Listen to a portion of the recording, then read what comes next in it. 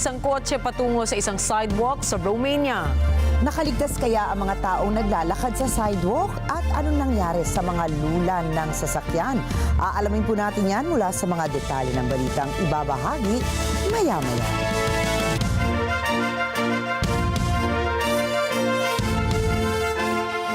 Magandang gabi, ako po si Rikki Mathay. Ako si Rikki Alagao Flores. Ito ang mata ng Agila International para naman sa mga headlines ngayong Miyerkules ng gabi. Philippine Embassy sa Tel Aviv, pinag-iingat ang mga Pilipino sa Israel kasunod ng pag-atake ng Iran. Pangulong Ferdinand Marcos Jr. pirmado na ang Value-Added Tax on Digital Services Law. Iran nagsagawa ng malawakang airstrike laban sa Israel. Magnitude 6.8 earthquake tumama sa Tonga. At double Olympic gold medalist Carlos Yulo, isa ng Philippine Navy reservist.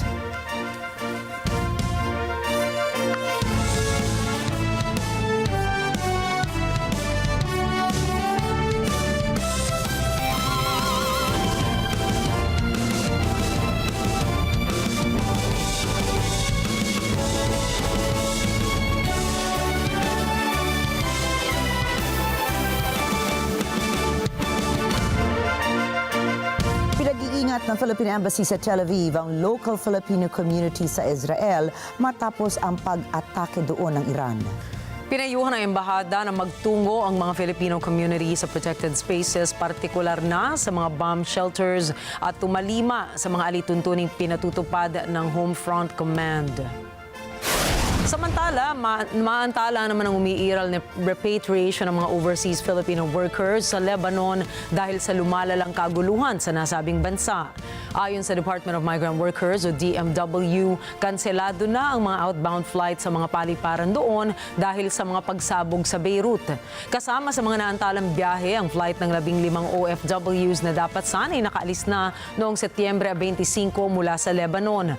Inaasikaso naman ang Migrant Workers Office sa Beirut ang repatriation ng 63 OFWs na may kumpletong papeles at clearances para makaalis na sa Lebanon.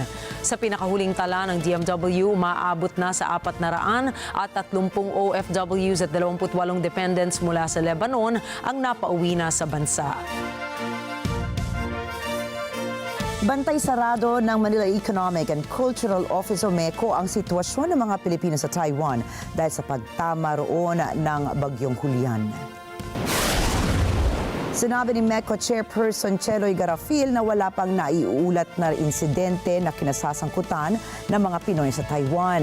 Anya, nakikipag-ugnayan na ang MECO sa migrant workers offices sa Taipei, Taichung at Kaohsiung para sumaklolo sa mga Pilipinong nangangailangan ng tulong. Ayon sa projection ng weather station sa Taipei, inaasahang tatama ang bagyo sa Taiwan ngayong Miyerkules ng hapon o Huwebes ng umaga. Pirmado na ni Pangulong Ferdinand Marcos Jr. ang Value-Added Tax on Digital Services Law na naglalayong itaas ang level ng digital landscape sa Pilipinas. With this law, we say that if your presence in the Philippine market is as real as your profits, then your tax responsibility should also be equally tangible. Ataw ng 12% VAT sa mga non-resident digital service providers para maging karagdagang kita ng gobyerno. Saklaw ng batas na ito ang iba't ibang mga serbisyo katulad ng mga online search engines, online marketplaces, cloud services, online media and advertising, online platforms, and digital goods. Layo ng batas na ito na buwisan ang mga dayuhang kumpanyang hindi nakabase sa bansa na patuloy na nagbibigay ng serbisyo sa mga Pilipinong mamimili. Kabilang sa mga ito ang Google, YouTube, Netflix, Amazon, Spotify, Lazada at iba pa. Gate naman ni Pangulong Marcos Jr. inaasahang makalipas ng 5 taon ay makakakolekta ang pamahalaan ng 105 billion pesos mula sa nasabing batas. Samantala, ang 5% ng revenue nito ay ilalaan sa creative industries habang ang nalalabing halaga ay gagamitin sa pagpapatayo ng silid-aralan, rural health units at mga farm-to-market road projects. Patay ang 8 katao habang isa naman ang nawawala sa pananalasa ng bagyong Julian sa hilagang bahagi ng Pilipinas. Ayon po yan sa National Disaster Risk Reduction and Management Council o NDRRMC. Batay sa situation report ng ahensya, ang 8 naitalang nasawi ay mula sa Region 2 o Cagayan Valley at ang isang nawawala naman ay mula sa Cordillera Administrative Region o CAR. Samantala, nasa 43,093 families mula sa Region 1, 2 at CAR ang apektado ng bagyo, kung saan 2,178 na katao ang tumutuloy sa 58 evacuation centers at 921 na pamilya naman ang nasa ibang lugar.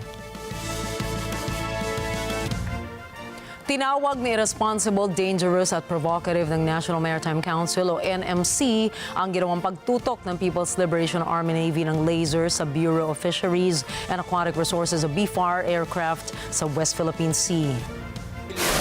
Tinukoy ni NMC spokesperson Undersecretary Alexander Lopez na hindi palalampasin ng Pilipinas ang nasabing insidente.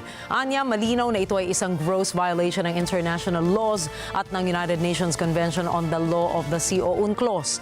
Ayon kay Lopez, ay magbibigay ang NMC ng report sa Department of Foreign Affairs para sa wastong diplomatic action sa issue.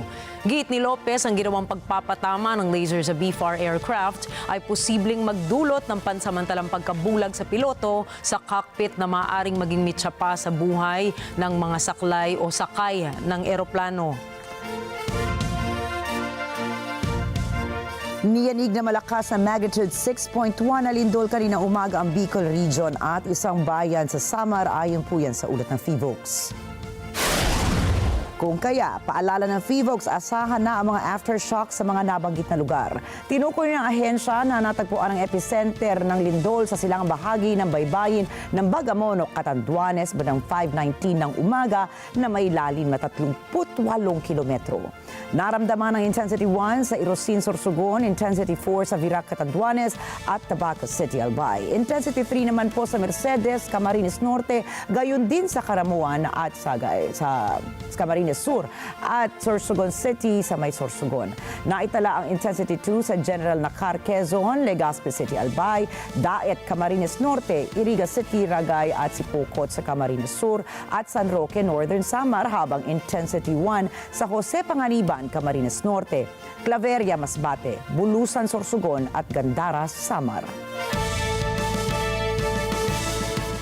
Nagbitiw ng pahayag si Philippine National Police o PNP Chief Francisco Marbil na hindi magtatagal ay mahuhuli na ng tracking team si dating Presidential Spokesperson Attorney Harry Roque Jr.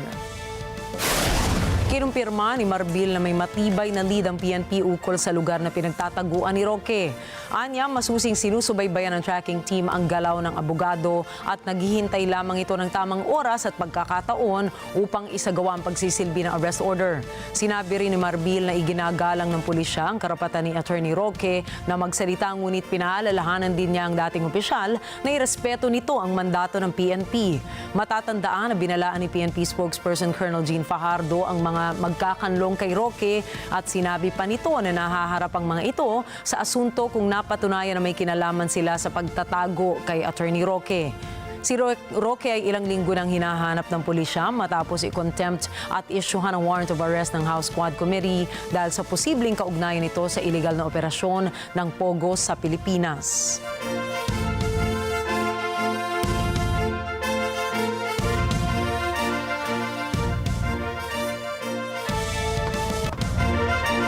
Susunod, isang Vietnam fishing boat inatake sa gitna ng West Philippine Sea.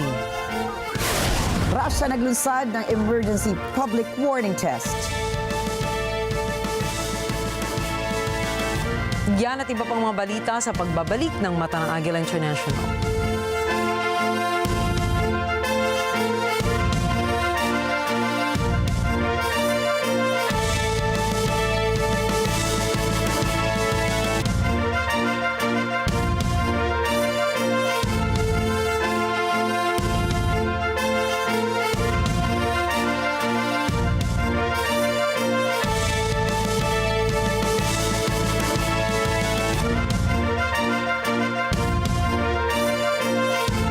This portion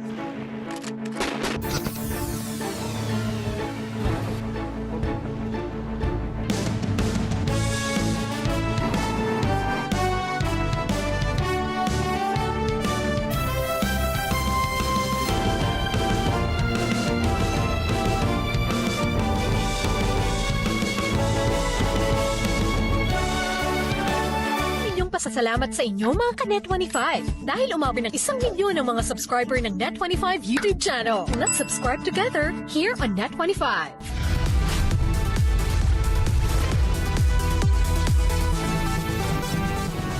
Sa kasulukuyang henerasyon, marami na ang nag-viral. Dahil po yan sa kanilang ginagawang pagtulong sa kapwa.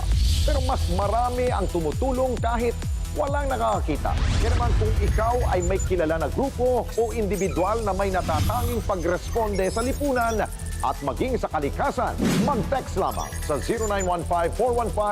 0915-415-1035 o mag-email sa responde@net25.com at magpadala ng mensahe sa ating Facebook page at Net25TV. Baka kayo na ang susunod nating Certified Key Responder.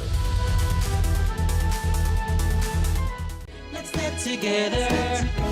Sa Net25. Sa Net25.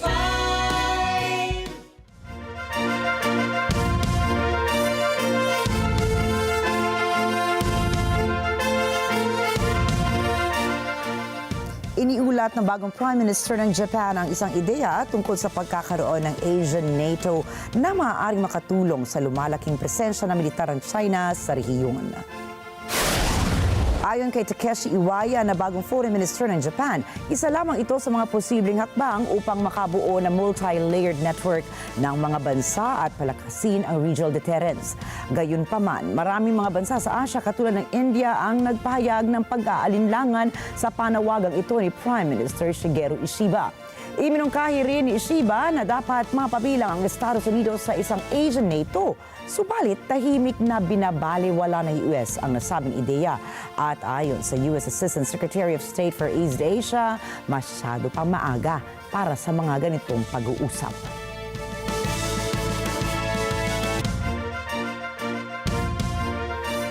Iniulat ng Vietnamese state media ang pag-atake na nangyari umano sa isang Vietnamese fishing boat habang ito ay nasa katubigan ng West Philippine Sea. Batay sa report, 10 crew ng naturang bangka ang nasaktan. 3 sa kanila ay nabalian ng mga kamay at paa. Lumalabas sa report na naglalayag ang naturang bangka malapit sa Paracel Islands na mangyari ang pag-atake. Gayunpaman, hindi pa natutukoy kung sino ang may kagagawan sa naturang pag-atake. Ang Paracel Islands ay may layong 400 kilometers mula sa silangan ng Vietnam. Kapareho rin ang distansya nito mula sa pinakamalapit na dalampasigan ng China. Ang dalawang bansa ay kapwa may claims sa naturang maritime feature, ngunit ang China ang mayroong kontrol dito. Sa kasalukuyan ay wala pang inilabas na opisyal na pahayag ang Vietnam at China ukol sa insidente. Ang naturang maritime feature ay dati ng pinag-awayan ng dalawang bansa kung saan noong 1970 ay nagkaroon ng naval conflict sa pagitan ng mga ito na naging daan para tuluyan itong makuha ng China. Sa kasalukuyan, mayroong maliit na pwesto o puerto ang China sa naturang lugar kasama na ang ilang mga buildings, helipad at radar. Ihahanda ng Russia ang kanilang 2 beses kada isang taong emergency warning test sa publiko ngayong Miyerkules. Ayon sa Emergency Ministry ng Russia, pagsapit ng umaga ay tutunog ang mga sirena ng 1 minuto at maririnig ito sa mga loudspeakers at maririnig ang isang sigaw na "Attention everyone." Layunin ng pagsasanay na ito na suriin ang mga warning systems sa Russia at tsakin ang kahandaan ng kanilang publiko. Layon din ng emergency warning tests na itaas ang public awareness maging ang responsableng pagsasagawa nito para sa kaligtasan ng mga mamamayan sa Russia. Unang isinagawa ng Russia ang emergency public warning test noong taong 2020. Nanumpana si former Dutch Prime Minister Mark Rutte bilang bagong Secretary General ng NATO matapos ang 10 taong termino ni Jens Stoltenberg. Dear Mark, please receive this special gavel and let me invite you to take the seat of the chair of the North Atlantic Council. Sa Isang special session ng North Atlantic Council na ginanap sa NATO headquarters sa Brussels ay formal nang inendorso ni Stoltenberg si Rota bilang kanyang kapalit sa posisyon. Pinuri ni Stoltenberg ang striktong pagsunod ni Rota sa mga pulisiyang inihain ng kanyang administrasyon at ang abilidad niyang makipagnegosasyon. Ipinagmalaki rin ni Stoltenberg ang kanyang tagapagmana na hindi ikompromiso ang kanyang prinsipyo at paninindigan. Dear Jens, we are going to miss your profound wisdom, cool head, and the dry sense of humor. Please be kind to us in your book on NATO.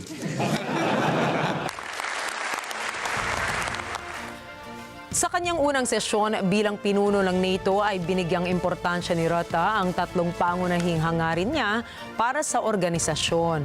Una, ang pagpapanatili sa katatagan at kalakasan ng NATO sa harap ng anumang banta. Pangalawang, pagpapatuloy ng suporta para sa Ukraine na tuluyan na itong maging kasapi ng naturang organisasyon. At ang pangatlo, ang pagpapalakas ng mga partnerships ng NATO sa iba pang kaakibat ng mga organisasyon. My second priority is to step up our support for Ukraine and bring it ever closer to NATO. Because there can be no lasting security in Europe without a strong, independent Ukraine. I know from personal experience with the downing of flight MH17 in 2014 how conflict in Ukraine is not contained to the front lines. So we must do our part.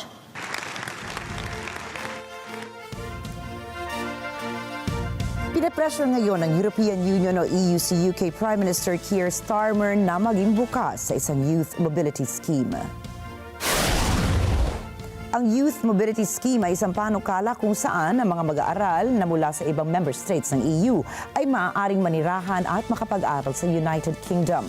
Pinapayagan din ito ang mga kabataang galing naman sa United Kingdom na manirahan at mag-aral sa mga miyembro ng EU. Mariing tinatanggihan po kasi ni Starmer ang planong ito ayon sa ilang analysts. Ang posibleng dahilan ng pag-ayaw ni Starmer ay dahil sa Brexit. Subalit, binigyan diin ng ilang matataas na politiko ng EU na top priority nila na isulong ang Youth Mobility Scheme at nais silang tanggapin ito ni Starmer. Obserbasyon ng mga analysts ay napakahalaga ng unang bilateral meeting ni Starmer at European Commission President Ursula von der Leyen na naganap ngayong araw. Dahil dito lamang magkakaroon ng linaw kung magiging bukas nga ba ang United Kingdom sa Youth Mobility Scheme ng EU. Sa Estados Unidos, nagbabala ang isang transportation economist na kung magtatagal ang strike ng port workers sa East Coast at Gulf Coast, magkakaroon ito ng malaking epekto sa inflation at national security sa bansa. Alamin natin ang detalye mula kay Jane Kathleen Gregorio. Noong Martes, nagsimula ang unang malaking strike sa loob ng 50 taon ng US East Coast at Gulf Coast dock workers. Dahil dito, huminto ang daloy ng halos kalahati ng ocean shipping sa bansa. Ito ay matapos mabigo ang isang negosasyon para sa panibagong labor contract dahil sa issue ng pasahod. Hinaharangan ng strike ang maraming bagay mula sa shipment ng pagkain hanggang sasakyan sa 12-dosenang ports mula Maine hanggang Texas. Nagbabala ang disruption analyst na dahil dito, mananagot ang ekonomiya ng bilyon-bilyong dolyar kada araw, babantaan ng mga trabaho at malamang ay palalain ang inflation. Ayon kay transportation economist Walter Kremzis, kung magtatagal ang strike, tatamaan ng husto ang lagay ng inflation sa bansa. The longer it lasts, the more extreme the measures will have to be in order to adapt to the circumstances. And the costs will escalate significantly. We could see an impact on inflation. You know, if the strike were to last more than a month, you would see inflation ticking up. And if it goes 2 months, you'd see it ticking up a lot. You know, a lot of companies would try to absorb the higher costs, but at some point, they have to pass the cost on or go bankrupt. You know, and we saw a lot of bankruptcies during the COVID period. As a lot of companies couldn't pass the costs on. Nagbabala sa Kremzis ukol sa dalawang pinsalang maaaring idulot kung magtatagal ang strike. Isa ay political at isa pa ay issue ng seguridad ng bansa. So the longer the strike lasts, the two risks come out of it. One of them is political. because there will be an increasing impact on inflation as well as on employment. Some industries, the workers will sit around languishing, and going into an election, that's not a good thing for at least one of the parties. The other part is that if we start running low of inventories of critical goods, especially related to medicine, then we have a national security issue. Kumakatawan sa 45,000 port workers ang International Longshoresmen Association Union. Nakikipagnegosasyon ito sa United States Maritime Alliance Employer Group para sa bagong 6 na taong kontrato bago ang deadline nitong noong 30 ng Setyembre. Noong Martes, may 38 container vessels ang nakaantabay sa US ports kumpara sa 3 lamang noong linggo. Ayon kay Kemzis, kung ang laman ng mga ito ay pagkain, makakaramdam ang mga mamayan ng malaking epekto, lalo na anya sa mga darating na buwan kung saan mas maraming mga tao ang namimili. Technology and food, that's short shelf life. And so, once those goods get stuck waiting on ships and the supplies in the U.S. run out, you are going to see an impact on consumers. If you're looking at products that are lower value and have a much longer shelf life, well, that everybody can afford to wait. Kind of like furniture during the COVID pandemic. The impacts are very localized at this point to the maritime transportation industry. What we are seeing is that some ships are getting stuck waiting outside the ports. This is a busy time of the year. We've got the fourth quarter shopping season, the holiday shopping season. And we need to send the containers back to Asia so they can be filled with goods to bring them back to North America. Samantala, ayon kay White House spokesperson Karine Jean-Pierre, karapatan ng dock workers ang tumanggap ng patas ng sahod. Anya, collective bargaining ang sagot sa suliraning ito. We believe it is important that workers get a fair pay and also benefits. That's what they deserve.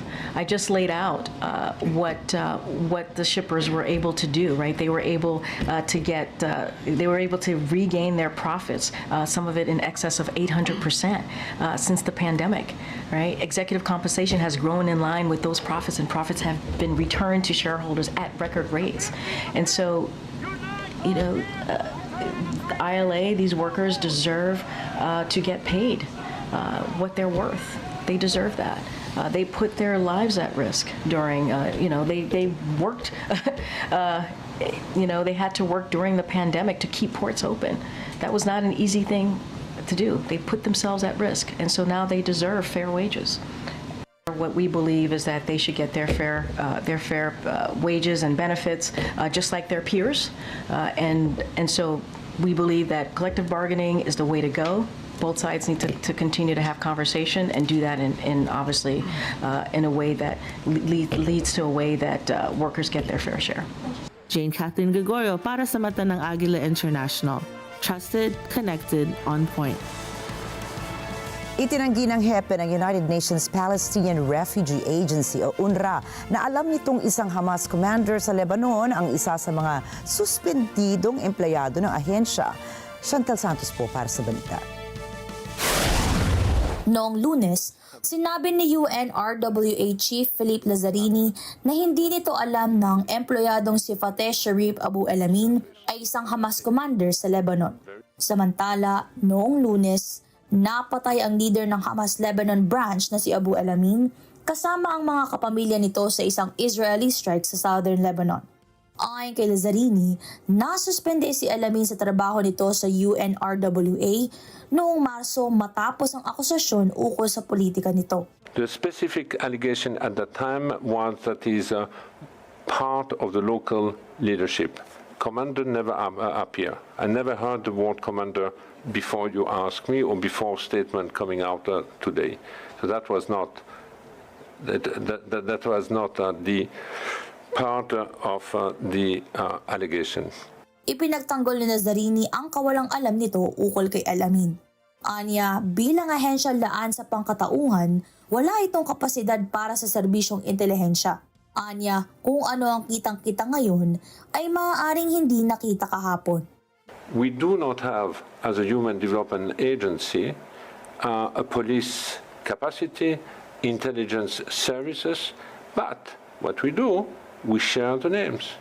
We always share the names. And the case you are raising right now here is certainly the case which was the best known in Beirut, where all the embassy, authorities, faction, everybody knew that this person has been suspended, this person was under investigation, meaning also that if it was such of a common knowledge, how come no one would have told us this? So I think what's obvious for you today was not obvious yesterday. Nanawagan rin si Lazzarini sa member states na umalma laban sa pag-atake ng Israel sa ahensya. Ilang taon nang isinusulong ni Israeli Prime Minister Benjamin Netanyahu na kalasin ng UNRWA dahil anya sa pang-uudyok nito laban sa Israel. Ang UNRWA o United Nations Relief and Works Agency for Palestine Refugees in the Near East ay binuo noong 1949 upang tumulong sa Palestinian refugees sa gitnang silangan. Kasama rito ang Lebanon kung saan may naninirahang 250,000. Ayon kay Lazzarini, ginagamit nito ang shelters ng Palestinian refugees para sa 1 milyong mga tao na nailikas sa Lebanon matapos ang 2 linggong pag-atake ng Israel sa Hezbollah. Chantal Santos para sa mata ng Agila International, trusted, connected, on point. Nagsagawa na isang large-scale airstrike ang Iran kung saan nagpakawala sila ng halos 200 missiles patungo sa teritoryo ng Israel. Kasabay ng pagpapalipad ng kanilang bagong rocket na Fatah hypersonic ballistic missile ang isang large-scale cyber attack. Ayon sa Islamic Revolutionary Guard Corps, nagdesisyon sila magsagawa ng large-scale operation laban sa Israel bilang paghihiganti sa mapanganib na Israeli airstrikes laban sa mga mamamayan ng Gaza at Lebanon. Pati na rin ang pagpatay ng Israeli military sa mga leader ng Hamas, Hezbollah at IRGC. Sa pahayag na inilabas ng Iran, nakatuon ang airstrike ng Iran na asintahin ang mga vital military and security targets sa loob ng Israel, kung saan 3 dito ay mahahanap sa Tel Aviv. Nagsanib puwersa ang mga naval destroyers ng Estados Unidos at Iron Dome defense system ng Israel upang mapigilan ang mas malawak na pinsalang posibleng maidulot nito. Base naman sa pahayag ng Israeli Defense Force, iilang lugar lamang sa gitna at timog na parte ng Israel ang natamaan habang may 2 lamang na tao ang napinsala dahil sa nahuhulog na debris. انا من المجرمین منتقمون امت بزرگ اسلامی ملت شریف و شهید پرور ایران لحظاتی قبل و پس از یک دور خویشتن‌داری در برابر نقض حاکمیت جمهوری اسلامی ایران در ترور مجاهد شهید دکتر اسماعیل هنیه توسط رژیم صهیونیستی و برابر حق کشور در دفاع مشروع از خود برابر منشور ملل متحد و تشدید شرارت‌های رژیم با حمایت آمریکا در قتل عام مردم لبنان و غزه و به شهادت رساندن مجاهد کبیر رهبر محور مقاومت و دبیر کل سرافراز حزب الله سید حسن نصرالله و شهادت فرمانده رشید و مستشار عالی سپاه پاسداران در لبنان سرلشکر پاسدار عباس نیلفروشان نیروی هوافضای سپاه با پرتاب 10 موشک بالستیک اهداف مهم نظامی امنیتی را در قلب سرزمین‌های اشغالی مورد هدف قرار داد که جزئیات آن متعاقباً به استحضار خواهد رسید. خاطرنشان می‌سازد این عملیات با تصویب شورای عالی امنیت ملی و ابلاغ ستاد کل نیروهای مسلح و حمایت و پشتیبانی ارتش جمهوری اسلامی ایران و وزارت دفاع صورت گرفته است. اخطار داده می‌شود چنانچه رژیم صهیونی به این عملیات که منطبق بر حقوق قانونی کشور و قوانین بین المللی است واکنش نظامی نشان دهد با حملات کوبنده و ویرانگر بعدی مواجه خواهد شد. و من نصر الا من عند الله العزیز الحکیم روابط عمومی سپاه پاسداران انقلاب اسلامی. Nangako si Israeli Prime Minister Benjamin Netanyahu na pagbabayaran ng Iran ang kanilang isinagawang pag-atake. Sumagot naman ang Iran na ang kahit anong pag-alma ng Israel ay magdudulot ng malawakang pagwasak ng kanilang bansa sa kamay ng Tehran. Dagdag pa ng Iran Armed Forces na ang kahit anong paghihimasok na gagawin ng mga kaalyadong bansa ay posibleng maghimok ng mas malaking gulo base sa interes ng rehiyon. Nababahala naman ngayon ang US sa posibilidad na lumaki ang naturang giyera sa lugar dahil sa ginagawang ground operations ng Israel sa Lebanon. איראן עשתה הערב טעות גדולה, והיא תשלם על כך. המשטר באיראן לא מבין את נחישותנו להגן על עצמנו ואת נחישותנו לגמול לאויבינו. סינואר ודף לא הבינו זאת, נסראללה ומוחסן לא הבינו זאת, וכנראה יש בטהרן אלה שלא מבינים זאת. הם יבינו. נעמוד בכלל שקבענו. מי שתוקף אותנו, אנחנו תוקפים אותו. Nagharap ang mga kandidato para sa pagka-vice-presidente na sina Republican J.D. Vance at Democrat Tim Walz sa isang debate ilang linggo bago ang eleksyon sa Estados Unidos. Ilan sa mga mahahalagang isyong kanilang pinagdebatehan ay ang Middle East, immigration, healthcare at gun violence. Narito pong report ni Thomas I. Likeness. The debate was largely cordial and focused on policy, unlike the encounter between Trump and Harris a few weeks ago. There were no personal attacks and insults. The debate opened with a question about the Middle East. Walz responded, saying Harris would continue the stable leadership of the Biden administration. But what's fundamental here is that steady leadership is going to matter. It's clear, and the world saw it on that debate stage a few weeks ago. A nearly 80-year-old Donald Trump talking about crowd sizes is not what we need in this moment. But it's not just that. It's those that were closest to Donald Trump that understand how dangerous he is when the world is this dangerous. Vance insisted Trump delivered stability in the region, saying in those days, foreign agents were afraid of Trump and afraid of stepping out of line. Vance also targeted immigrants as being the cause of most of the country's problems. In Springfield, Ohio, and in communities all across this country, you've got schools that are overwhelmed, you've got hospitals that are overwhelmed, you have got housing that is totally unaffordable because we brought in millions of illegal immigrants to compete with Americans for scarce homes. The people that I'm most worried about in Springfield, Ohio, are the American citizens who have had their lives destroyed by Kamala Harris's open border. It is a disgrace, Tim. And I actually think, I agree with you. I think you want to solve this problem, but I don't think that Kamala Harris does. Vance continuously implied that Harris, as vice president, has been a primary decision maker in the White House on issues such as immigration and the war in Gaza. At one point, he referred to the administration of Kamala Harris, and later he referred to when Harris came into office. On the issue of gun control, Vance seemed to reject any stricter measures on firearms ownership to deal with the problem of school shootings. We have to increase security in our schools. We have to make the doors lock better. We have to make the doors stronger. We've got to make the windows stronger. And of course, we've got to increase school resource officers, because the idea that we can magically wave a wand and take guns out of the hands of bad guys, it just doesn't fit with recent experience. So we've got to make our schools safer. Walz says that's not the way to go. He says he'd like to see red flag laws and a ban on assault-style weapons instead. Do you want your schools hardened to look like a fort? Is that what we have to go? When we know there's countries around the world that their children aren't practicing these types of drills. They're being kids. We owe it to them to get a fix. Vance sidestepped a question on whether he believes former President Donald Trump lost the 2020 election. Instead, he questioned Harris's actions regarding free speech during the pandemic.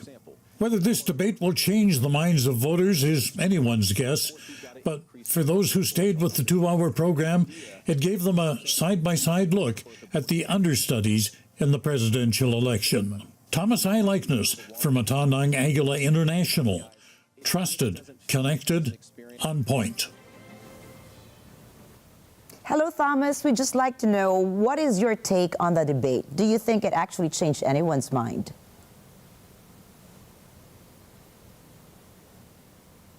Thomas? Well, first of all, my opinion of it, much better than the presidential debate when it comes to content. Now, this 2-hour talk fest focused on policy. It lacked the drama and personal insults that you saw in the Harris-Trump encounter. Now, for a political groupie like me, that's good. But whether the majority of viewers hung on until the end, well, the ratings numbers are not out yet. Now, did it change anybody's mind? That's hard to say. Both Walz and Vance played to their core supporters. Walz may have, though, picked up some of the undecideds, and that's because of his folksy, neighborly style. You know, the style of the two candidates couldn't be any more different. Vance is a Yale-educated lawyer, and he's got a very slick, smooth speaking style. But you don't seem to get a connection to him. Walz, though, he's a former high school teacher. He's now the governor of Minnesota, been elected twice there as governor, and he sounds like the kind of neighbor everyone wishes they had. You know, maybe to some, he's like the teacher or the football coach they had. So, Thomas, what about the message that the two candidates brought to the debate? How do you think they differed? Well, there's certainly a study in contrasts. We talked about their difference in speaking style and connecting with people a moment ago. But when it came to answering questions put to them by the moderators, it seemed like J.D. Vance was in a game of verbal dodgeball much of the time. He evaded questions. He would pivot to his usual themes. One of them, well, Harris has been vice president for 3.5 years, so why hasn't she fixed these problems? He seems to forget that it's Joe Biden in the presidential chair, not Kamala Harris. His other go-to theme is that most of America's problems are caused by immigrants, and he didn't let up on that. He also vigorously defended Trump's record as president, but you didn't get a lot of answers from him. Now, Walz doesn't have Vance's smooth delivery, but he scored points on issues such as the economy, climate change, healthcare, and he did this by offering solutions. But in the end, this debate will likely have little effect on the election. Voters are going to be focused on the names at the top of the tickets, namely Kamala Harris and Donald Trump. Thank you very much, Thomas, for your very interesting and informative report. Reporting from our U.S. News Bureau. Susunod, 45 migrante sa Djibouti patay matapos lumubog ang mga barko. Annular solar eclipse mamamataan sa Southern Hemisphere ngayong Oktubre at 2. At Rosé ng Blackpink maglalabas ng kauna-unahang album sa Disyembre. Mga detalye ng mga balita niyan at iba pa sa pagbabalik na Mata ng Agila International.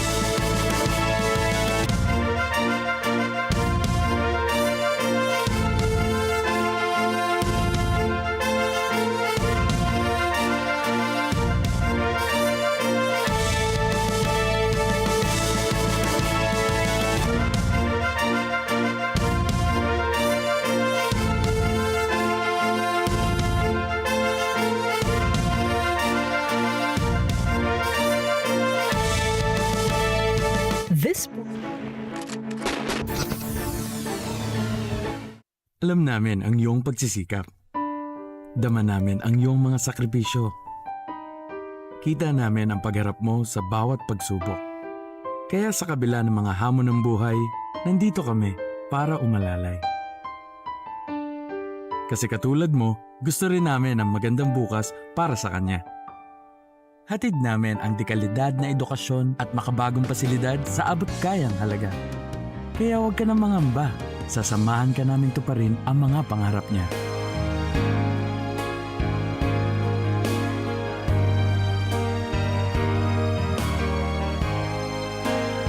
Maaasahan mong sulit dito ang mga pinagsikapan mo. Sa aming mga makabagong pasilidad at sistema ng edukasyon. Mailalabas natin ang aking talino at mga kakayahan niya. Kahit sa munting halaga, makakasiguro ka na makakasabay siya sa mabilis na pag-ikot ng mundo. Sa new era, karamay mo kami sa bawat hamon. Kaya agapay mo kami sa bawat hakbang. Kasama mo kami sa bawat ngiti at tagumpay.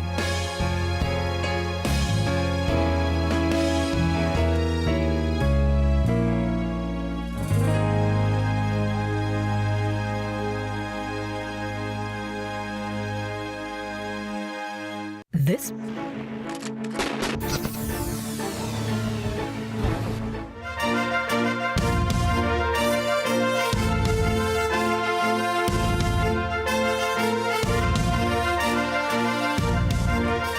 Ginunita ng China ang ika-75 taon ng pamumuno ng Partidong Komunista.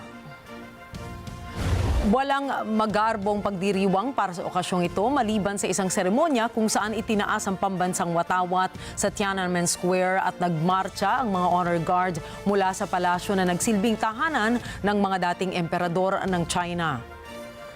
Mahigit 3 dekada matapos ang pagbagsak ng Soviet Union, nananatiling matatag ang kapangyarihan ng Chinese Communist Party.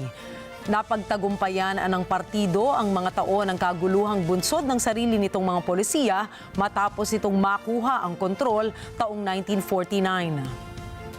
Taong 1978, isang malaking pagbabago ng direksyon ang nagpatibay sa China bilang isang dambuhala sa aspeto ng industriya na ngayon ay may ekonomiyang pumapangalawa sa Estados Unidos.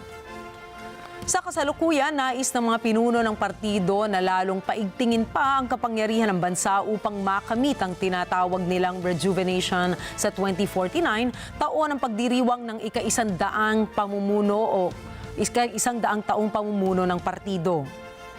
Gayunpaman, ang kanilang pananatili sa kapangyarihan ay nakasalalay sa kung paano nila haharapin ang mga hamong gaya ng mabagal na paglago ng ekonomiya at ng tumitinding kompetisyon mula sa Estados Unidos kung saan ay nakaamba ang posibilidad ng isang bagong Cold War.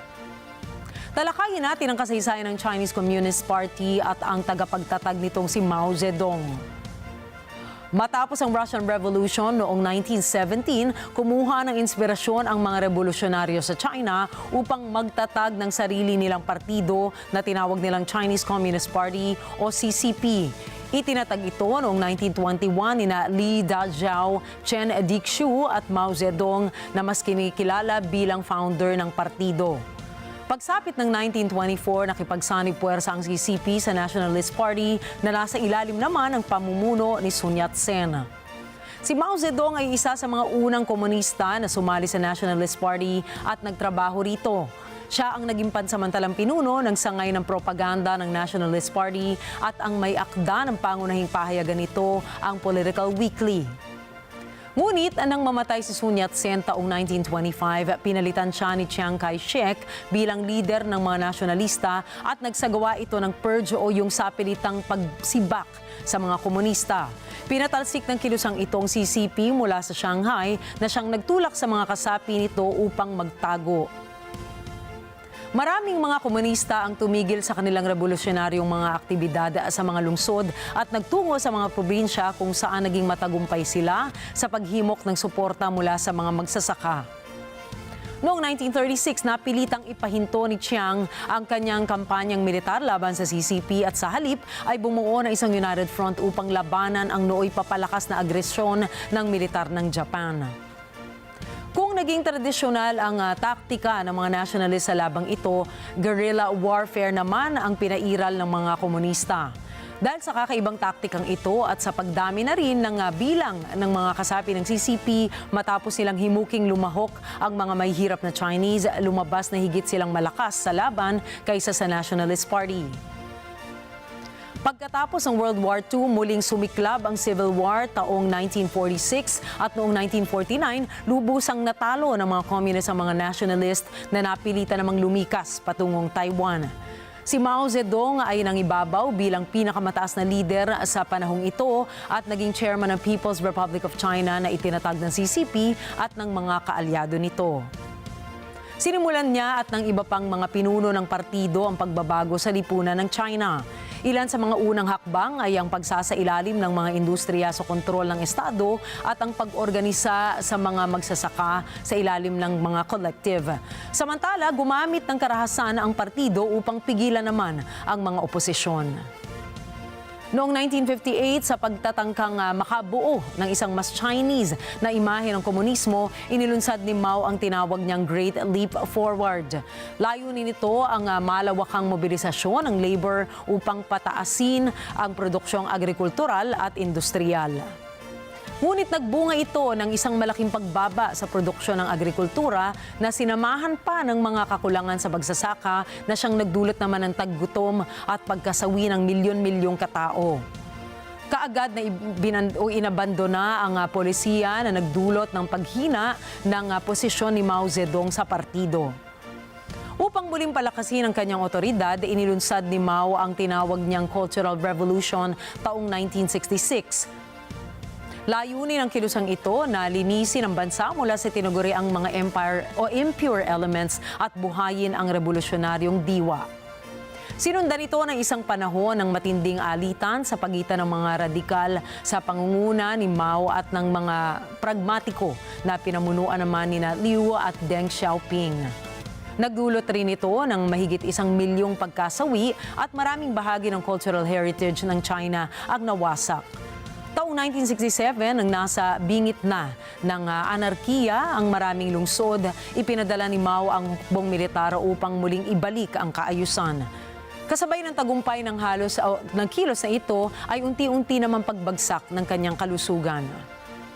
Ang kanyang mga huling taon ay minarkahan ng mga pagtatangkang itaguyod ang ugnayan ng China sa US, Japan at Europe. Namatay siya sa edad na 82 taong gulang noong 1976 matapos ang ilang mga atake sa puso.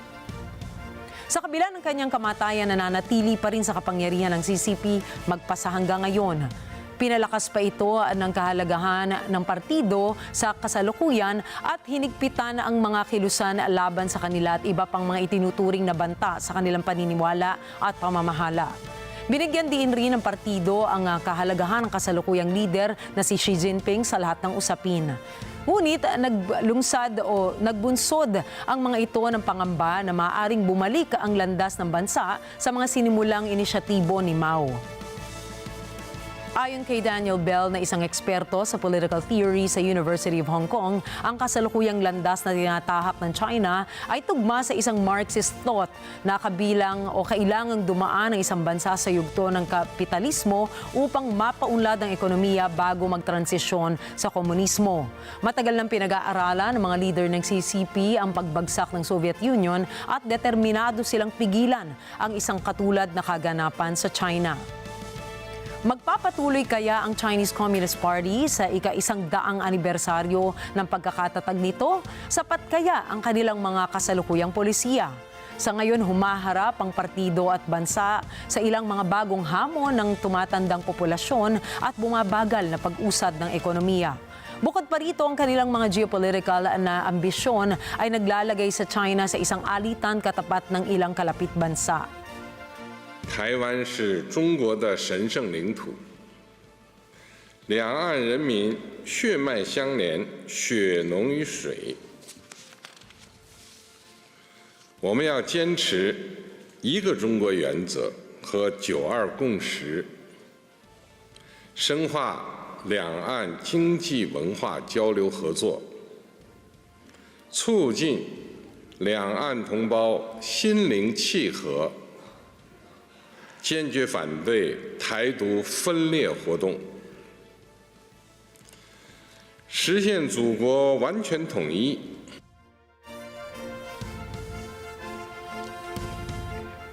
Sa ika-75 taong anibersaryo ng pagtatatag ng People's Republic of China, pinangako ni President Xi Jinping na muling ipagkaisa ang Taiwan sa China. Ilang taon na ang nakalipas noong sinimulang palakasin ni Xi ang agresyon laban sa Taiwan, pati ang pagpapalakas ng presensya ng militar malapit rito. Ngunit sakaling magpasya ang China na salakayin ng Taiwan, malamang ay makaharap nito ang makapangyarihang bansa sa kasalukuyang panahon at yan ay ang Estados Unidos na maaring magtulak sa CCP sa bingit ng pagkawasak. Sa iba pang mga balita, patay ang nasa 45 migrante sa Djibouti. Ito ay matapos sumubog ang 2 bangkang kanilang sinasakyan. Ayon sa mga otoridad ay mula Yemen ang dalawang bangkang may sakay na 310 pasahero. Kasunod nito ay ang balitang lumubog ang mga bangka sa bahagi ng Red Sea malapit sa silangang Africa. Patuloy naman ngayon ang isinasagawang search and rescue para sa 61 pasaherong nawawala. Dagdag pa nila, aabot na sa 115 ang kanilang nasagip mula sa lumubog na mga bangka. Ipinasara ngayon ng Taiwan ang iba't ibang mga establishmento sa kanilang bansa bilang paghahanda sa paparating na bagyong Kraton. Kanselado ang higit sa 100 biyahe sa mga paliparan kasama na ang pagpapasara sa mga paaralan, opisina at mga palengke doon. Naiulat naman ang pagkasawi ng isang matandang lalaki mula sa matinding pag-ulan sa silangang Walin. Dagdag pa rito ang 70 kataong sugatan habang patuloy namang pinaghahanap ang 2 iba pa. Inilikas rin ang nasa higit sa 10,000 mga residente na malapit sa mga ilog at dagat sa silangan at katimugang bahagi ng Taiwan. Samantala, nagbabala naman ang mga opisyal sa mga residenteng manatili sa kanilang mga tahanan at lumayo muna sa mga dalampasigan.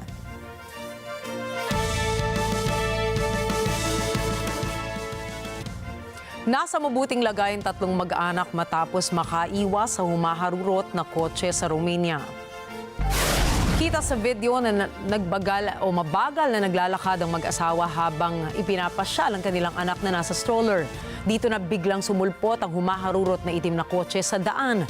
Dahil sa mabilis ang pagpapatakbo ng driver ng sasakyan, ay nawalan ito ng kontrol at bumangga sa isang kotse bago pa ito tumilapon at gumulong-gulong patungo sa sidewalk kung saan nakatayo ang mag-anak. Buti na lamang at mabilis ang reaksyon ng mag-asawa at tumabi agad sila sa isang gilid. Mapapansing itinaas ng tatay ang stroller bago mahagip ito ng isang bahagi ng kotse.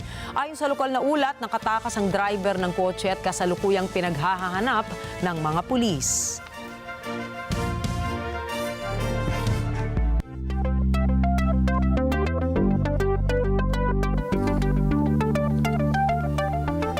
Mapapanood sa kalangitan ng South America ang taunang total solar eclipse ngayong araw na Miyerkules. Yan po ay October 2. Ayon sa NASA, inaasahang matutunghayan ang tinatawag na Ring of Fire image na malilika mula sa eclipse. At batay po sa projection ng Space Agency, daraan ang annular eclipse sa Pacific at Atlantic Ocean, gayon din sa Antarctica. Bandang 12:50 p.m. Eastern Time magsisimula ang annular eclipse at magtatapos naman ito bandang 4:39 ng hapon Eastern Time. Pinayuhan naman ng NASA na magsuot ng eclipse glasses ang mga taong manonood ng celestial event para maingatan ang mga mata nila mula sa harmful solar rays.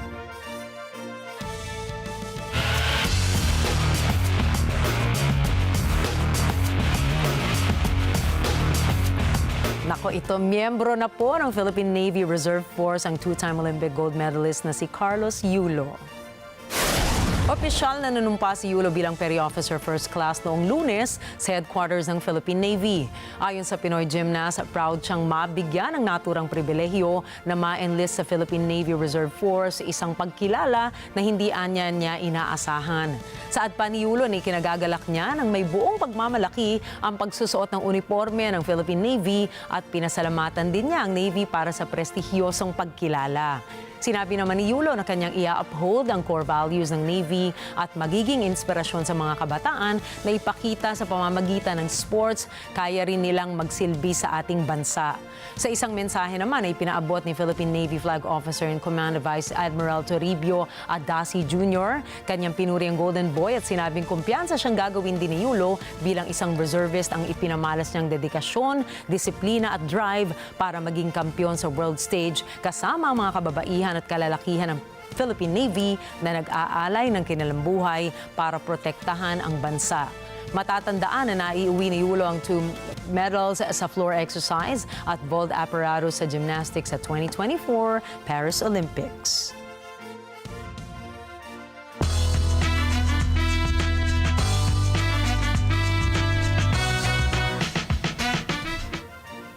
Nahaharap po ngayon sa higit sa 100 panibagong kaso ng sexual assault ang rapper na si Sean Diddy Combs. Ayon sa abogado na si Tony Busby ay lumalabas na ang ilan sa mga biktima ni Combs ay mga menor de edad. Dagdag pa rito ay aabot naman sa 120 katao ang kabuuang bilang ng mga biktima na nagmula sa 25 estado sa Estados Unidos. Anya, nakababakala na maraming bilang ng mga bata ang biktima ng mga sexual na pang-aabuso mula sa mga pagtitipong isinagawa ni Combs. Binigyan diin ni Busby na mananagot din sa batas ang mga taong nakinabang at may kaugnayan sa nangyaring pang-aabuso.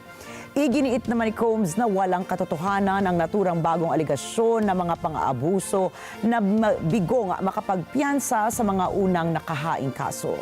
Samantala, matatandaang nitong nakaraang linggo lamang nang arestuhin si Combs kasunod ng mga patong-patong na kaso ng sexual assault at sex trafficking. Samantala, inanunsyo naman ang miyembro ng Blackpink na si Rosé na maglalabas siya ng full-length album na may pamagat na Rosie sa December 6. Makikita ngayon sa Instagram ni Rosé ang caption para sa bagong album na Where to Begin. I cannot believe I'm finally announcing my first album release to you all. Ibinahagi rin niya ang album ay may kaugnayan sa kanyang journal kung saan magiging tampok ang mga kanta na may kinalaman sa kanyang pamilya at mga kaibigan. Kabilang naman sa dapat abangan sa album na Rosie ang 12 mga bagong kanta na wala pang formal na pangalan ng mga tracklist. Dagdag pa rito ay naging bahagi rin si Rosé sa pagbuo at pagsulat ng mga kanta sa album na magpapakita sa mga personal na kaganapan sa kanyang buhay. Samantala, kinikilala rin si Rosé bilang global ambassador ng mga mamahaling brands gaya na lang ng Yves Saint Laurent, Puma at Tiffany & Company.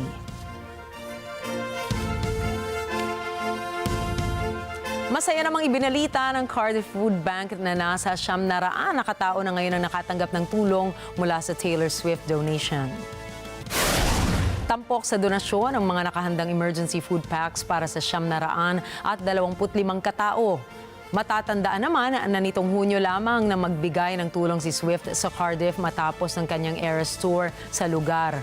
Ayon sa CEO ng Cardiff Food Bank na si Rachel Biggs, ay pinagpapasalamat nila ang donasyon na ibinigay at ito ay isa sa mga hakbang para labanan ang matinding issue ng kahirapan sa mundo. Anya, ngayong taon ay nakabili sila ng mas maraming bilang ng pagkain para sa mga tao kumpara sa mayroon sila noong nakaraang taon. Samantala, nananatili pa ring pribado ang halaga na ibinigay ni Swift sa Cardiff bilang bahagi ng hiling nito para sa organisasyon. At nagbukas na po ngayong araw ang kauna-unahang Nintendo Museum sa Japan na matatagpuan sa Kyoto. Makikita sa loob ng museum ang kasaysayan ng Nintendo kung saan bida ang mga interactive exhibits. Sa loob nito ay maaaring maglaro ang mga bisita ng Super Mario at Donkey Kong video games gamit ang isang malaking console. Tampok din dito ang mga unang modelo ng Nintendo gaming consoles na mula pa sa Famicom. Kasama rin sa mga ito ang mga unang produkto ng kumpanya kagaya na lamang po ng board games, baby strollers at copy machine. Dagdag pa rito ay nagbukas rin sila sa loob ng cafe shop at tindahan ng mga exclusive items ng Nintendo. Samantala, aabot sa $23 ang halaga ng ticket para sa adults na nauna nang naubos para sa buwan ng October at November.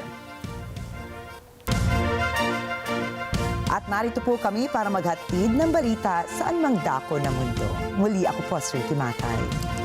Ako si Rikki Alagao Flores. Ito ang Mata ng Agila International. Para naman sa mga balitang nangyari sa iba't ibang panig ng mundo, punta naman tayo kay Alma para sa Mata ng Agila World News. Take it away, Alma.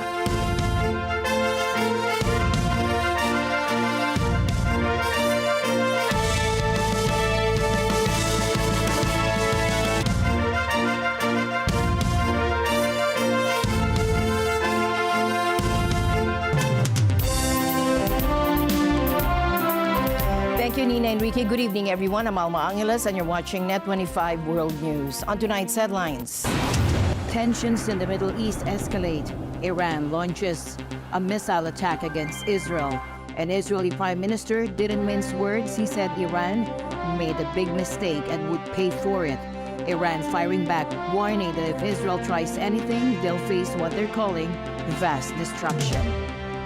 The news starts now.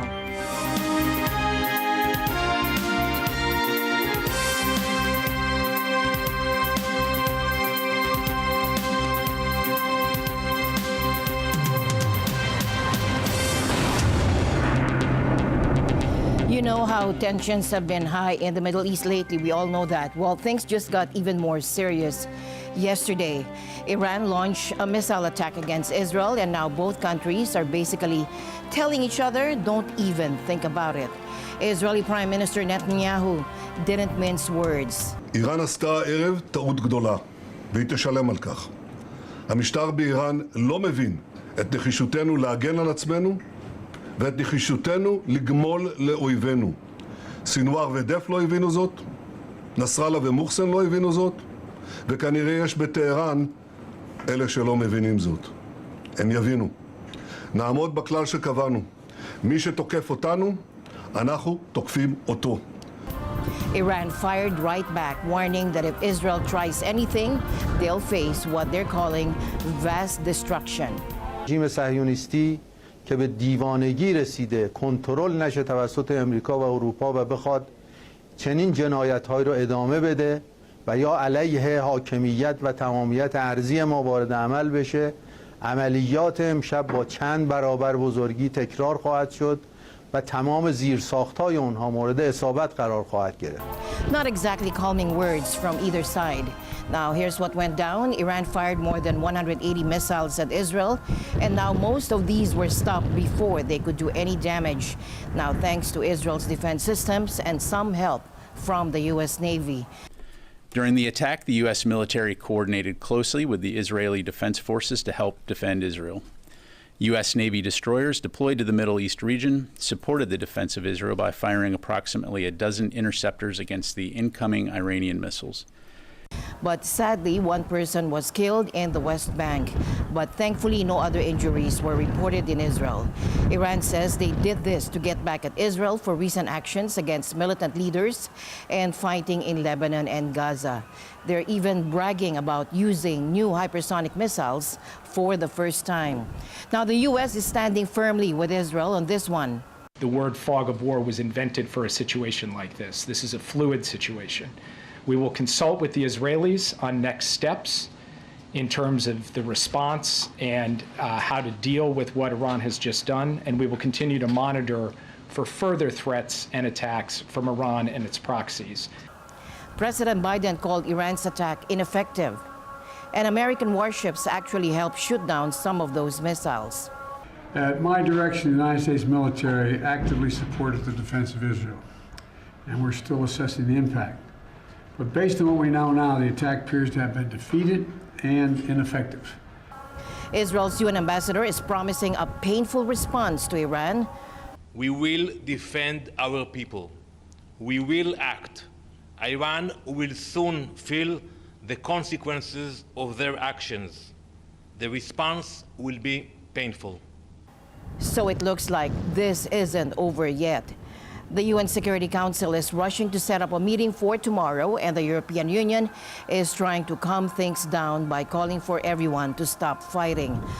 But with Israel's recent moves in Lebanon and the ongoing situation in Gaza, there is real worry this could turn into an even bigger conflict. This war is only going to inflame the region further and might cause major havoc and more suffering for the civilian population in the region who had enough with wars, and particularly the Lebanese and the Palestinians who have been. Lebanese still haven't recovered for the trauma of the civil war, and intermittent invasions by Israel.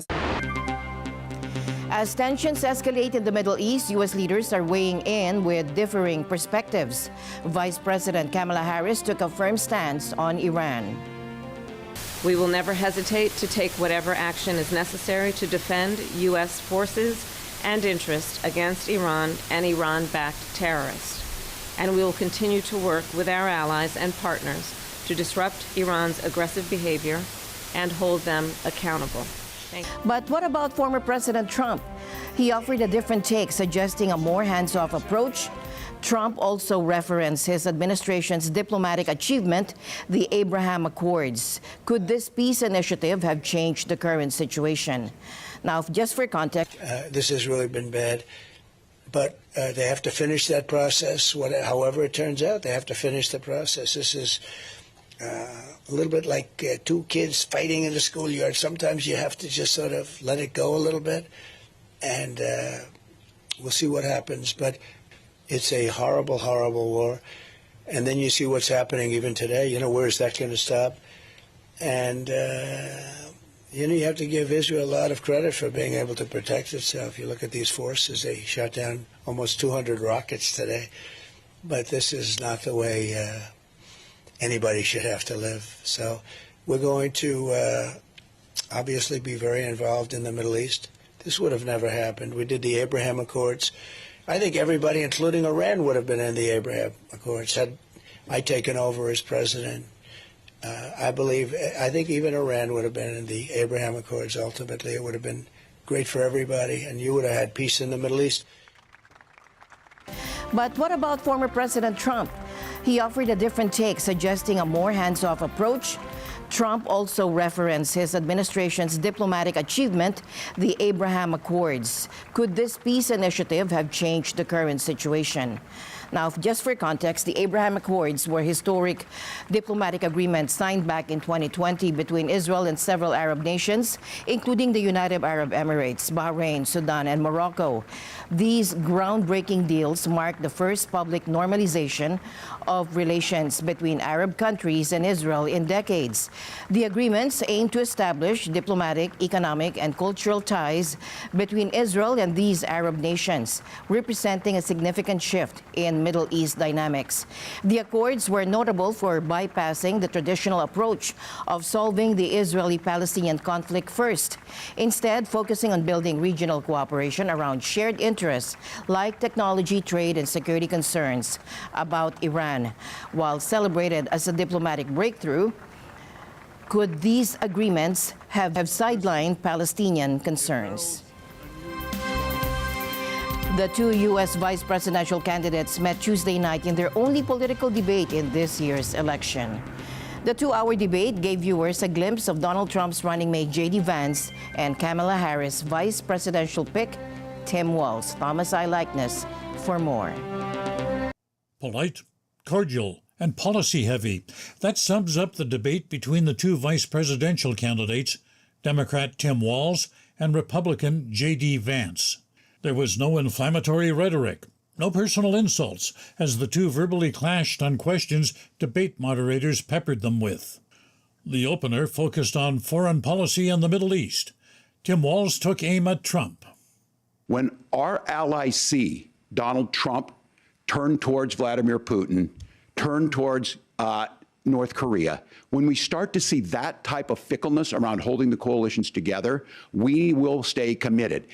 The issue moved on to housing, where Vance blamed immigrants for the high costs, a theme he continued with throughout the two-hour debate. In Springfield, Ohio, and in communities all across this country, you've got schools that are overwhelmed. You've got hospitals that are overwhelmed. You have got housing that is totally unaffordable because we brought in millions of illegal immigrants to compete with Americans for scarce homes. The people that I'm most worried about in Springfield, Ohio, are the American citizens who have had their lives destroyed by Kamala Harris's open border. Vance also blamed Harris for many of the country's problems, saying she's done nothing as vice president.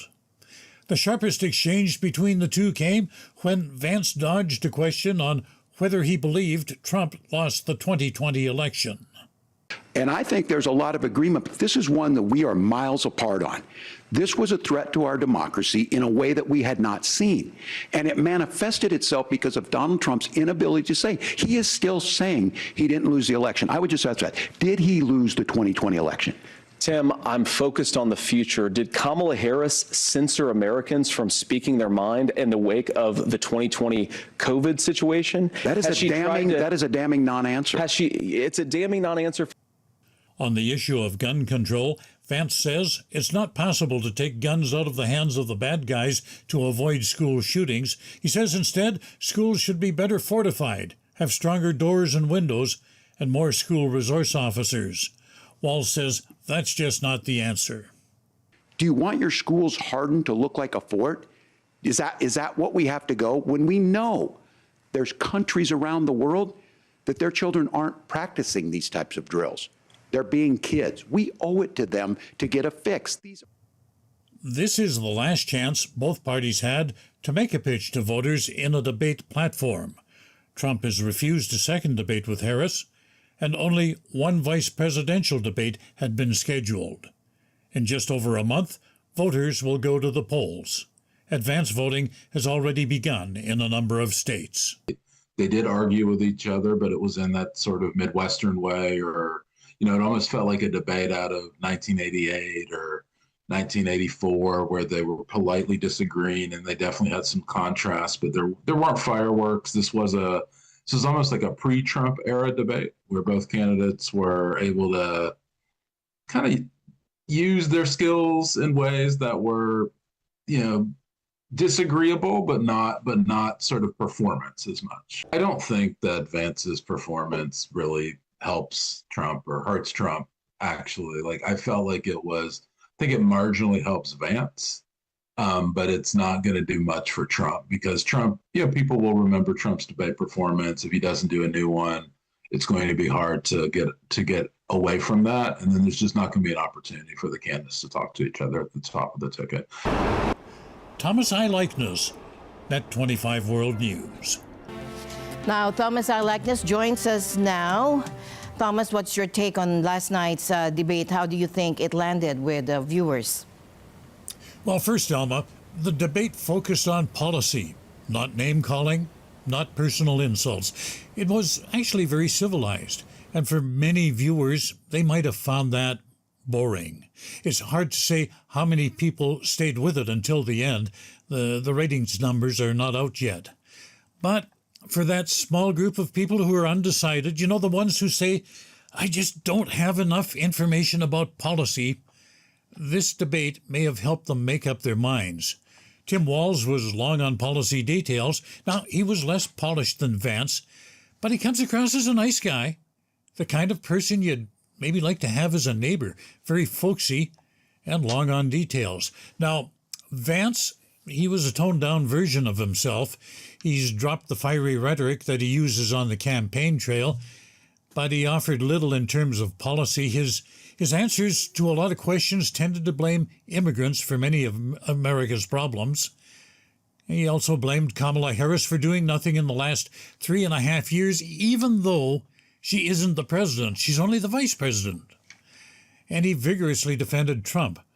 But in a way, he made Trump's policies seem a little more palatable. But, I think when it comes to marking a ballot, when you're in that voting booth by yourself, nobody watching, I think people are less focused on policy and more on who they can relate to. But again, what we saw on Tuesday night was the undercard. The real political fistfight is between Kamala Harris and Donald Trump. Alma? Well, tonight's vice presidential debate might seem less crucial to some viewers, but historically, the role of vice president has proven to be far more than just ceremonial. In fact, throughout U.S. history, several have had to take over as president. Can you walk us through this history, Thomas? Very good question, Alma. So let's give our viewers a bit of a history lesson.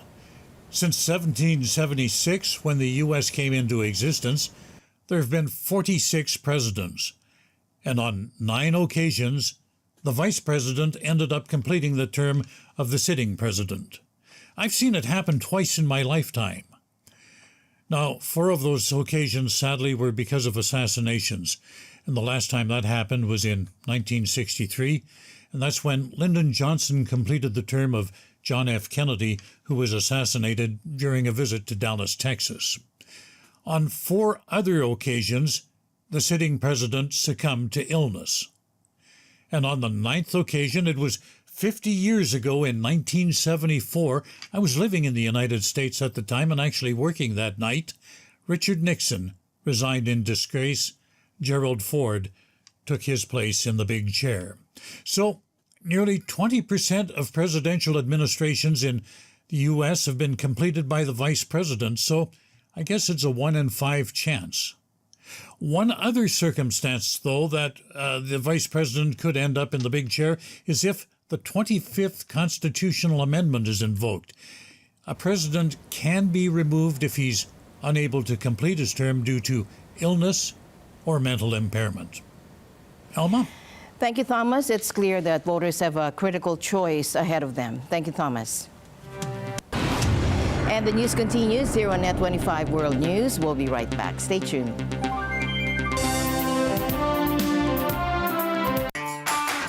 Papalapit na ang weekend, ibig sabihin it's again a new episode of Corina Interviews. Sa mga batang 90s dyan, o ayan, tumutok na kayo dahil I'm sure minsan na rin kayong naging fangirl at fanboy sa mag-asawang legend na si Mikey Cojuangco at Dodot Jaworski. Sino ba naman ang makakalimot sa mga inuwing karangalan ni Mikey sa ating bansa? Bilang gold medalist sa Asian Games noong 2002. Siyempre ang anak ng nag-iisang living legend, former senator and star basketball player Robert Jaworski. Si Dodot Jaworski hindi rin nagpatalo sa larangan ng basketball at sa politika. Paano sila nagkain laban? Ano ang tunay na bersyon? He said or she said? Lahat ng yan at iba pa. Dito lang sa Corina Interviews, 6 p.m. pagkatapos ng comedy series na Goodwill sa Net25. Sa Net25.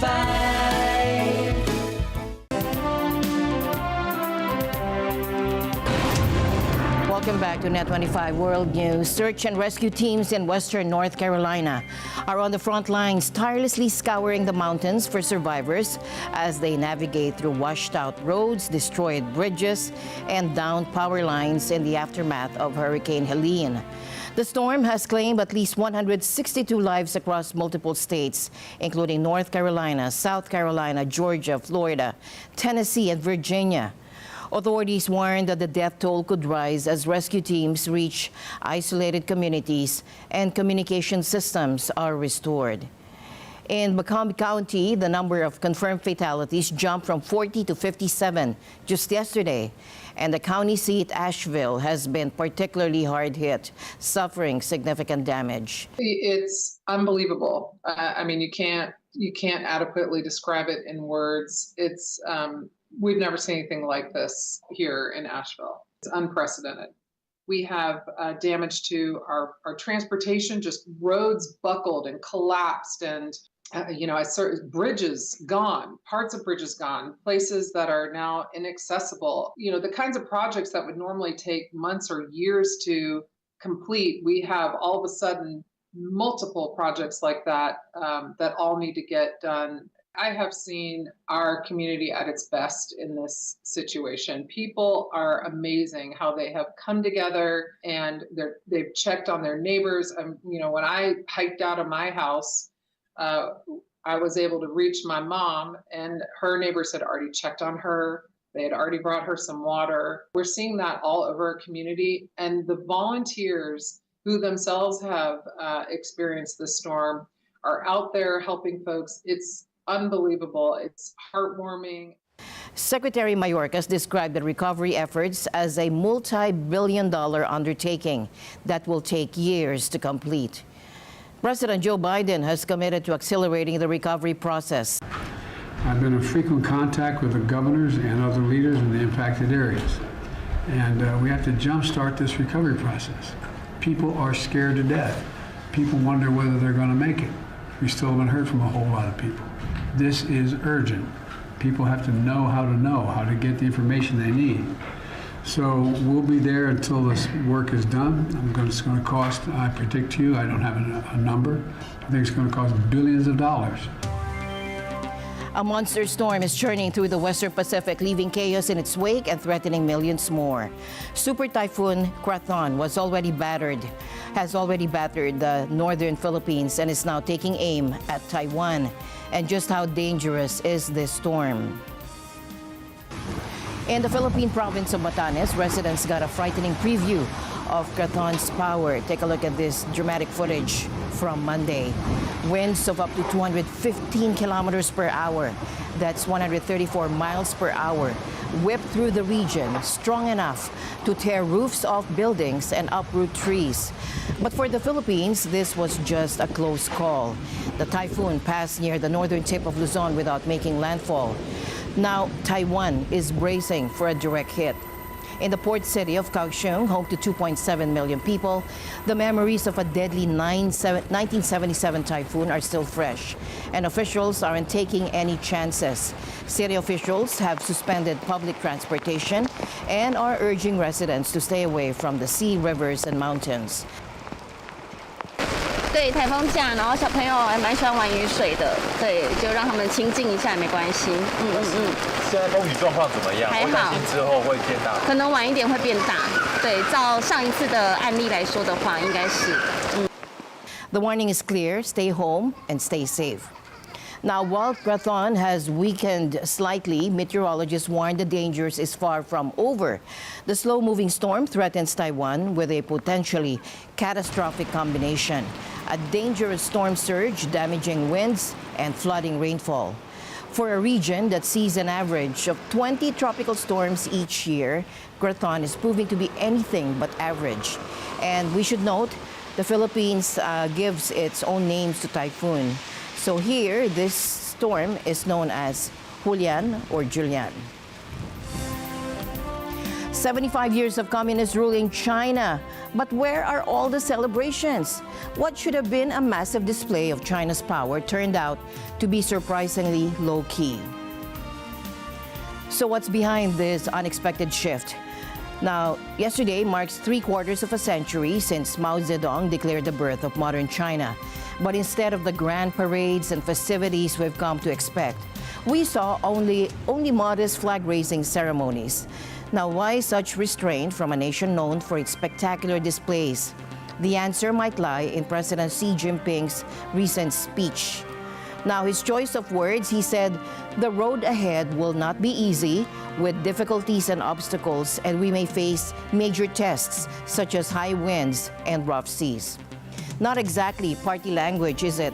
So what's really going on in the world's second largest economy? Remember when China was the poster child for economic growth? Now those days seem increasingly distant. Now the country is grappling with a property crisis, struggling to meet growth targets, and facing the aftermath of strict zero-COVID policies. Could this economic uncertainty be behind the muted celebrations? Just last week, China announced a new stimulus package. While markets initially cheered, sending stocks to their biggest single-day gain in 16 years, the question remains, will it be enough to turn things around? And what about Taiwan? President Xi Jinping used this anniversary to once again claim the island as China's sacred territory. 台湾是中国的神圣领土，两岸人民血脉相连，血浓于水。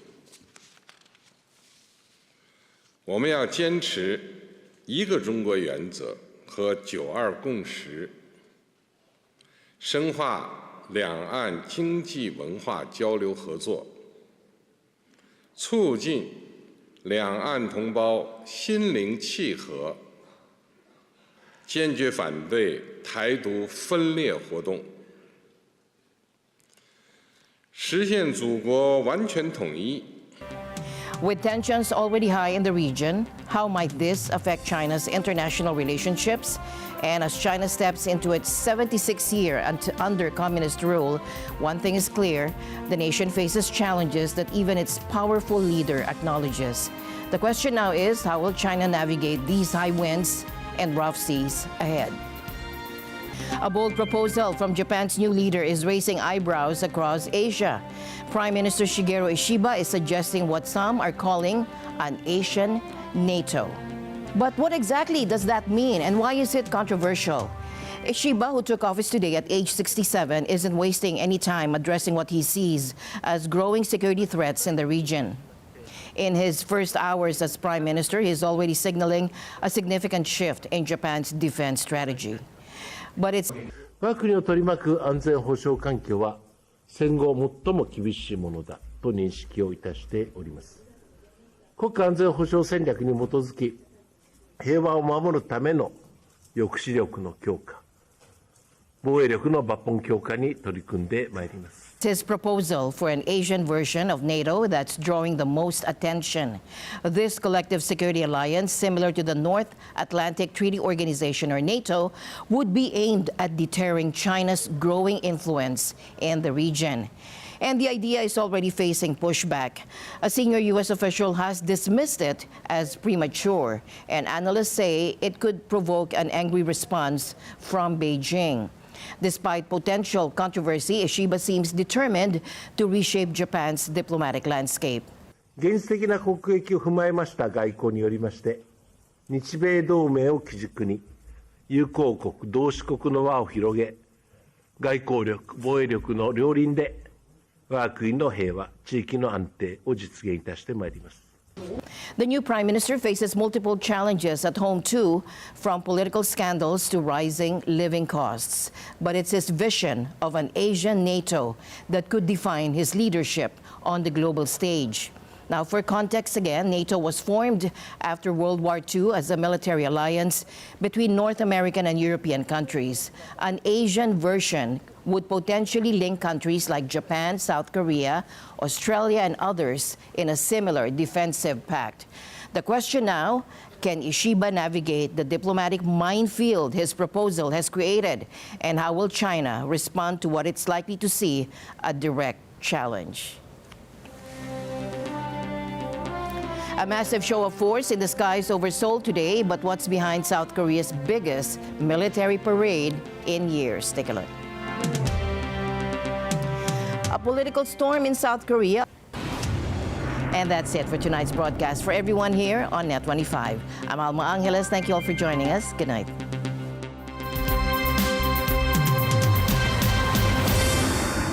This